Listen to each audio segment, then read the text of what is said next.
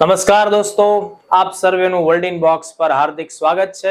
આજના લેક્ચરમાં આપણે કેપ્લર દ્વારા રજૂ કરવામાં આવેલા ગ્રહોની ગતિ અંગેના 3 નિયમો વિશે માહિતી મેળવવાની છે। મિત્રો, અગાઉ જીપીએસસી ની પ્રિલિમ પરીક્ષામાં ક્લાસ 1 પ્રિલિમ પરીક્ષામાં આ પ્રશ્ન પૂછવામાં પણ આવેલો છે કે ગ્રહોની ગતિ અંગેના જે નિયમો છે કયા ખગોળવિદ દ્વારા આપવામાં આવેલા।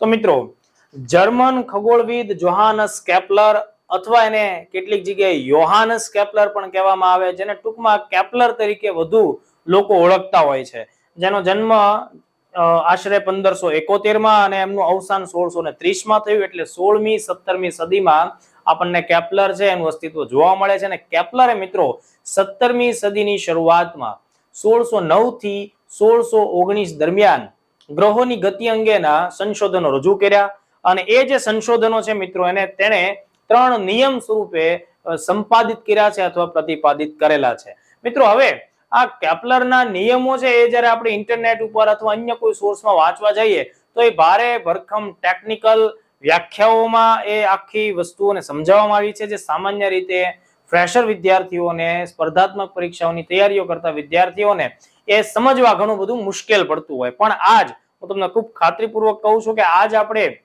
આ લેક્ચરમાં જે ચર્ચા કરીશું તેના આધારે તમને લોકોને કેપ્લરના 3 નિયમો ઈઝીલી સમજમાં આવશે અને ભવિષ્યમાં એ તમને પરીક્ષામાં ઉપયોગી પણ સાબિત થશે। તો મિત્રો, કેપ્લરના જે નિયમો છે તેના સેન્ટરમાં છે એ ગ્રહોની પરિક્રમણની ગતિ છે। પરિક્રમણ આ શબ્દ તમે લોકોએ સાંભળ્યો હશે। પરિક્રમણને અંગ્રેજીમાં રિવોલ્યુશન પણ કહેવાય। જ્યારે સૂર્યની આસપાસ સૂર્યમંડળના ગ્રહો ગતિ કરે છે તો એ પોતાની ધરીની આસપાસ જે ગતિ કરતા હોય એ ઉપરાંતની જે સૂર્યની ફરતે ચક્કર લગાવવા વાળી જે ગતિ છે તેને આપણે પરિક્રમણ કહેતા હોય। ઓકે, અને પરિક્રમણને અંગ્રેજીમાં રિવોલ્યુશન કહેતા હોય। તો પરિક્રમણને ધ્યાનમાં રાખીને કેપ્લરના 3 નિયમો વિભાજિત થયેલા છે।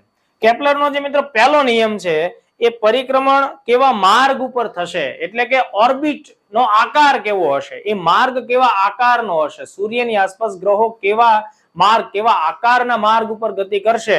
ઓકે, એટલે પહેલો નિયમ છે એ માર્ગ અથવા તો ગતિપથનો આકાર કેવો હશે એના ઉપર કેન્દ્રિત થયેલો છે। જ્યારે બીજો નિયમ છે મિત્રો, બીજો નિયમ આ પરિક્રમણના માર્ગ ઉપર ગ્રહોની ગતિનો વેગ અથવા તેની ઝડપ કેવી હશે। ઓકે, પરિક્રમણની ઝડપ અથવા તેનો જે વેગ છે એ કેવો હશે, આ અંગે બીજો નિયમ છે ઘણી બધી વ્યાખ્યા આપે છે। અને ત્રીજો નિયમ એમ કે છે કે કોઈ પણ ગ્રહને સૂર્યની ફરતે પરિક્રમણ કરવા માટે જે સમય લાગતો હોય છે તેના આધારો કયા છે, એટલે આપણે તેને પીરિયડ પણ કહીએ, આપણે તેને આવર્તકાળ એવા નામથી પણ ઓળખી શકીએ। તો ચલો હવે આ 3 બાબતને થોડું વિસ્તારથી આપણે સમજીએ। આપણે સૌથી પહેલા પ્રથમ નિયમ ઉપર ધ્યાન દઈએ। પહેલો નિયમ એમ કહે છે કે સૂર્યની આસપાસ ગતિ કરતા ગ્રહો છે એ ગોળાકાર માર્ગે ગતિ નથી કરતા। ખાસ ધ્યાન રાખજો, આપણે નાનપણથી ભણતા આવ્યા છીએ કે સૂર્યની આસપાસ ગ્રહો ગોળાકાર માર્ગે ગતિ કરે છે। એ આપણને નાનપણના ધોરણોની આપણી સમજ શક્તિને ધ્યાનમાં રાખીને આપણને વાત સમજાવવામાં આવી, પણ ખરા અર્થની અંદર આપણે જોઈએ તો હકીકત કંઈક આવી છે કે ભાઈ ગ્રહો સૂર્યની આસપાસ લંબ વૃત્તીય માર્ગ ઉપર ગતિ કરે છે। એટલે ધ્યાનમાં રાખવું પડશે, ઓર્બિટ કક્ષા જે છે એ ગોળાકાર નથી હોતી, લંબ વૃત્તીય હોય છે, એલિપ્ટિકલ હોય છે। બરાબર, એલિપ્ટિકલ હોય છે, અંગ્રેજીમાં તેને એલિપ્ટિકલ કહેશું અથવા તેને આપણે લંબ વૃત્તીય કહેશું। લંબ વૃત્તીય એટલે ગોળાકાર નહીં, પણ તેના બંને છેડા થોડા ખેંચાયેલા હોય, વચ્ચેનો ભાગ ઉપસેલો હોય, બરાબર, એકદમ ફૂલેલી પૂરી જે હોય એ રીતે। એટલે પહેલો નિયમ આપણને શું કહે છે કે સૂર્યમંડળમાં ગ્રહો જે છે તે સૂર્યની આસપાસ એલિપ્ટિકલ વે, એલિપ્ટિકલ ઓર્બિટ અથવા લંબ વૃત્તીય કક્ષામાં ગતિ કરતા હોય છે। તો પહેલો નિયમ એકદમ સરળતાથી આપણને સમજમાં આવવો જોઈએ। હવે પહેલા નિયમની અંદર જ બીજી એક બાબત પણ ખાસ આપણે સમજવી જોઈએ મિત્રો। એ બાબત એ છે કે આ લંબ વૃત્તીય કક્ષા છે તેમાં સૂર્ય જે છે એ એક્ઝેક્ટ સેન્ટર પર નથી હોતો। ખાસ ધ્યાન રાખજો, સૂર્ય છે એક તરફ ખસેલો હોય છે, એટલે સૂર્ય એકદમ મધ્યમાં હોય છે એવું આપણે જે આઈડિયલી માનતા હોય છે એવું આપણને જોવા મળતું નથી। લંબ વૃત્તીય કક્ષામાં જે સેન્ટર હોય છે ત્યાં સૂર્ય નથી, પણ સૂર્ય એક તરફ ખસેલો હોય એ રીતે આપણને જોવા મળે છે। ચલો હવે કેપ્લરનો બીજો નિયમ એમ કહે છે મિત્રો કે સૂર્યમંડળમાં સૂર્યની આસપાસ જે ગ્રહો ગતિ કરે છે એ સતતપણે સૂર્યથી એક સરખા અંતરે નથી હોતા. માનો કે આ ગતિ કરતો ગ્રહ છે એ અલગ અલગ સમયે અલગ અલગ જગ્યાએ આપણને જોવા મળશે, એટલે સૂર્યની સાપેક્ષે આ ગ્રહનું સ્થાન સતતપણે બદલાતું રહેતું હોય છે. હા, બની શકે કે પોતાની ગતિ દરમિયાન ક્યારેક એ ગ્રહ અહીંયા પણ પહોંચી જશે, એટલે કે સૂર્યની એકદમ નજીક, એટલે કે સૂર્ય અને ગ્રહ વચ્ચેનું જે અંતર છે એ એકદમ ઓછામાં ઓછું હશે. તો આ જે બિંદુ છે તેને આપણે પેરીજી તરીકે ઓળખતા હોઈએ છીએ, પેરીજી. અને એવું પણ બનશે કે આ ગતિ દરમિયાન ગ્રહ છે એ એક સમયે આ બિંદુ ઉપર પણ હશે, જ્યાંથી સૂર્ય અને આ ગ્રહની વચ્ચેનું અંતર છે એ મેક્સિમમ પણ હોઈ શકે. આ જે વધુમાં વધુ દૂરનું અંતર છે મિત્રો, તેને આપણે એપોજી તરીકે પણ ઓળખતા હોઈએ છીએ. પ્રિલિમમાં આવો પણ સવાલ પૂછાયેલો છે કે ભાઈ પેરીજીનો મતલબ શું થાય? પેરીજીનો મતલબ એમ, સૂર્યથી જે તે ગ્રહ છે એ ઓછામાં ઓછા અંતરે એ બિંદુ ઉપર હોય, બરાબર, તો તેને આપણે શું કહેતા હોઈએ? પેરીજી કહેતા હોય. અને સૌથી દૂરનું અંતર હોય એને આપણે એપોજી કહેતા હોય. હવે બીજી એક ખાસ વાત બીજા નિયમની આપણે સમજવાની છે, તે પોતાના ગતિપાથ ઉપર ગતિ કરતો જે ગ્રહ છે એ હંમેશા એક જ સમાન ઝડપથી ગતિ નથી કરતો.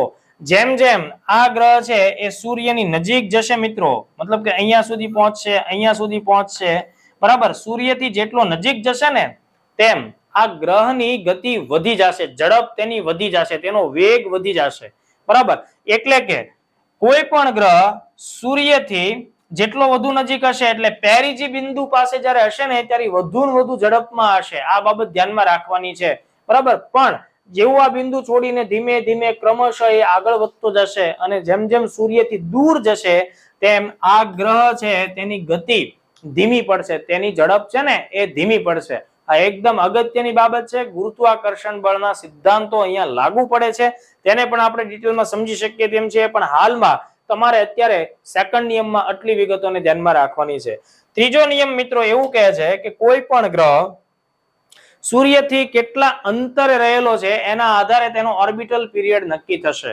તમે બધા જાણો છો મિત્રો કે સૂર્યમંડળમાં બુધ છે એ સૂર્યની સૌથી નજીક છે. ઓકે, ત્યારબાદ શુક્ર આવે છે, ત્યારબાદ પૃથ્વી આવે છે, પછી મંગળ આપણને જોવા મળે છે, પછી આપણને ગુરુ, શનિ, યુરેનસ, નેપચ્યુન જોવા મળે છે, અને નાદ બાર કરો આપણે પ્લુટો એ સૌથી છેલ્લે જોવા મળે છે.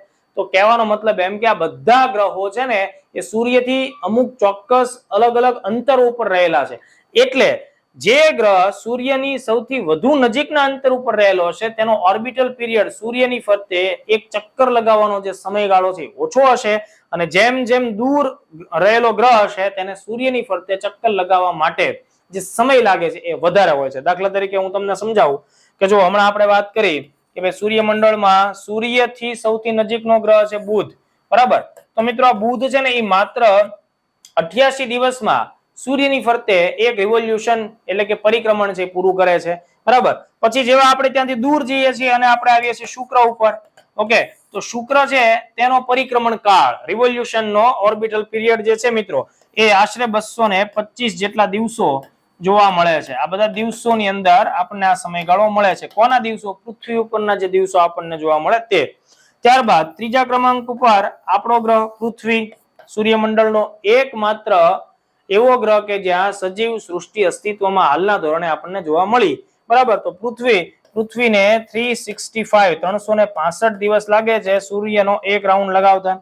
પૃથ્વી પછી મંગળ છે, મંગળને આશરે 687 દિવસ લાગે છે. તો તમે જોઈ શકો છો આ વિગતમાં કે જેમ જેમ સૂર્યથી ગ્રહનું ડિસ્ટન્સ વધતું જાય છે એમ આ સમયગાળો કેવો થાય છે? આગળ ને આગળ વધતો જાય છે. ઓકે, એવી રીતે જો ગુરુ ગ્રહ છે મિત્રો, ગુરુ ગ્રહને આશરે 12 વર્ષ લાગે છે સૂર્યની ફરતે પરિક્રમણ કરવા માટે. ગુરુ ગ્રહને 12 વર્ષ લાગે છે. ત્યારબાદ શનિ આવે છે, તો શનિને આશરે 29 વર્ષો લાગે છે. 29 વર્ષો. શનિ પછીનો જે યુરેનસ છે તો યુરેનસને 84 વર્ષ લાગે છે. અને નેપચ્યુન જે છે મિત્રો, નેપચ્યુનને 165 વર્ષ લાગે. જો પ્લુટોને પણ અહીં ધ્યાનમાં રાખવામાં આવે તો 248 જેટલા વર્ષો લાગે છે. તો કહેવાનો મતલબ એમ કે ગ્રહ જેટલો સૂર્યથી નજીક હશે, ઓકે, એટલો એ ઓછા સમયમાં એક ચક્કર લગાવશે. ગ્રહ જેટલો દૂર હશે એમ એ સમયગાળો વધતો જશે. હવે જુઓ આ કેપ્લરના જે નિયમો સૂર્યમંડળમાં સૂર્ય અને એની આસપાસ ફરતા ગ્રહો ઉપર લાગુ જે રીતે થાય છે એવી જ રીતે આ સેમ નિયમો, બરાબર, ખાસ ધ્યાનથી સમજી લેજો, આ સેમ નિયમો છે એ પૃથ્વીની આસપાસ ફરતા કૃત્રિમ ઉપગ્રહો જે છે મિત્રો, આર્ટિફિશિયલ સેટેલાઇટ્સ, મેન મેડ સેટેલાઇટ્સ, એના ઉપર પણ લાગુ થાય છે. એટલે તમે સમજી લો કે કોઈ ઉપગ્રહ, બરાબર, માનવ નિર્મિત કોઈ કૃત્રિમ ઉપગ્રહ છે પૃથ્વીની સપાટીથી જેટલો ઓછા અંતર ઉપર હશે ને એ ઓછા સમયમાં ઝડપથી એ પોતાના ચક્કર પૂરા કરશે. ને પૃથ્વીથી કોઈ ઉપગ્રહ જેટલો દૂર હશે એમ એનો ઓર્બિટલ પીરિયડ કેવો હોય છે? ઓછો. અને એટલા માટે જ તમે સમજો દોસ્તો, પૃથ્વીની જે નિમ્ન ભૂકક્ષા હોય છે, લો અર્થ ઓર્બિટ, એમાં મૂકવામાં આવતા સેટેલાઇટ્સ હોય એ ઓછા સમયમાં પૃથ્વીની આસપાસ ચક્કર લગાવે, જ્યારે કમ્યુનિકેશન માટેના, સંચાર માટેના જે ઉપગ્રહો છે જેને આશરે આપણે 36,000 કિલોમીટર સુધી એને લોન્ચ કરતા હોય છે, ત્યાં સ્થાપિત કરતા હોય છે, એ આશરે એક આખો દિવસ લગાડતા હોય છે પૃથ્વીની આસપાસ ચક્કર લગાડવા માટે. તો અહીંયા કેપ્લરના નિયમો ઉપગ્રહોની ગતિ માટે પણ એટલા જ રિલેવન્ટ છે. તો દોસ્તો, આજનો આ લેક્ચર છે એ તમને ખૂબ ઉપયોગી સાબિત થશે અને આવા અવનવા મુદ્દા ઇઝીલી સમજવા માટે વર્લ્ડ ઇન બોક્સ સાથે રેગ્યુલરલી સંકળાયેલા રહો. Thank you.